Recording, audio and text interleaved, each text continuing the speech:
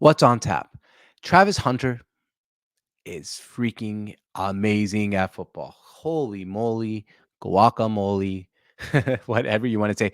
Travis Hunter just dominated yesterday against NDSU. And so did Sheduer Sanders. Both these guys were just fantastic. And it made me think, everyone hates on Colorado. They barely beat a FBS or FCS school. NDSU's, though, is very, very good. They're like Division II powerhouses. But that's not my point. Everyone is wondering, God, Shedeur Sanders, Travis Henry, Colorado. Let me tell you one thing. Travis Hunter is good enough to be the number one overall pick in next year's NFL draft. He plays offense and defense. He's like Deion Sanders back in the day. He's a top 5 pick. Shedeur Sanders is amazing, fantastic, great, amazing. Like whatever adjective you want to use to describe Sheduer, you can use that adjective to describe Sheduer. He's also probably a top 5 pick. And whatever you think of Colorado, they got 2 guys on this team that can be top 5 picks. And to me, that's a good way to say, hey, this team might actually be better than we think. They might make a bowl game. I'm not saying they're going to be competing for a college football playoff. But I mean, look at this catch yesterday by Travis Hunter. It was one of the best catches I've seen. The dude is amazing. His stats are not real. Yesterday on offense, 55 snaps. He had 7 catches for 132 yards and 3 touchdowns. On 69 defensive snaps. These numbers are just insane.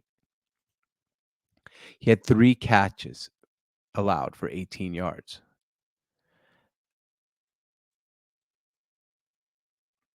It is unbelievable. I mean, he broke the internet yesterday. He's going to be a star. And I mean, our Robert Griffin III said yesterday, Travis Hunter keeps showing me that he can and should play both wide receiver and cornerback in the NFL full time. He is a unicorn. That makes great point. He must be in great shape. LaShawn McCoy made a great point here. He plays offense and defense the whole time, basically. He's in the amazing shape. Travis Hunter on respecting North Dakota State. And he says all the right things. I watched 10 hours of film this week. He might, if he keeps putting up these stats, be the Heisman Trophy. Robert Griffin also said Shedeur Sanders isn't just a top 5 pick. Travis Hunter isn't just a top 5 pick. They're both worthy of being the first picks of the NFL draft. Let's talk about Shedeur Sanders here for a moment. And I spelled his name wrong. By the way, hard name to spell. And we're gonna keep spelling it wrong. So we're going to a good old Google here and copying and pasting his name into Twitter to see what people were saying yesterday about Shedeur Sanders. Shedeur Sanders yesterday was amazing as well. Here's one of the reads he had. As you can see, he just makes the right throws. People are talking about some insane plays he has. He's mobile. He's fast. He's accurate. He makes all the right reads. Shedeur Sanders is really good at football. I could see him being a Las Vegas Raider. He should be a top 5 pick. He got, the Nike watch commercial yesterday. He's a first-round NFL quarterback for sure. Top 5 pick. I agree. Everything about Shedeur Sanders looked good yesterday. He threw an interception, yes. I don't know why all his old stats are up right now. Week 2, prop bets from last year. But let's take a look at some of his stats. Thank you, Twitter, for providing me no value there as I try to provide everyone here some value. Usually you guys do a little bit of better job than that. Let's go Big 12. I'm going to share this tab instead and take a look at some of the box scores because they were ridiculous. Sheduer Sanders yesterday, 26 for 34, 445 yards, 4 touchdowns, 1 pick. That pick went off a player's foot or calf and bounced into the air into the end zone. It wasn't really Sheduer Sanders' fault. The run game probably could have done a little bit better for Colorado, but these two are who you want to really take a look at. Jimmy Horn Jr., son of Jim Horn from the New Orleans Saints, 7 catches, 198 yards and a touchdown. Travis Hunter, we already talked about it, 7 catches, 132 yards, 3 touchdowns. I don't know if Colorado, Deion Sanders, and the whole entire Colorado football team is going to be like a great football team or not this year.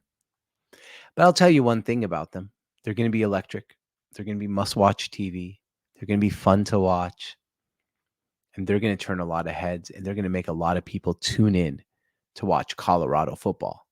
And that's something Colorado's never said before. They are the most popular team in college football, whether you like it or not. There's no team that draws right now like the University of Colorado. There's not going to be ratings. I'm sure you're going to have some big-time matchups, but one-off, you're not going to see ratings like Colorado anywhere else in this world. They are must-watch television, whether they're good or bad. And they were bad at the end of last season, and they started off hot. But you want to take a look at this team's schedule? Let's take a look at Colorado's schedule here going forward for the next few weeks and see if at Nebraska, I'm telling you, that's must watch. At Colorado State rivalry game, must watch. Now, the big test here is how will they do on the road at Nebraska? At the road on a rivalry game at Colorado State. And then they end the season with a gauntlet of Utah, Kansas, Oklahoma State, Arizona, Kansas. I mean, they got a lot of games where they're going to be underdogs or they're going to be favorites because it doesn't matter what the line is. People are going to be betting on them. Can't wait to see what happens with Colorado football here the rest of the way, but they are just must-watch television, plain and simple. And I'm all for that. I'm always for must-watch television, and I'm sure you guys are too.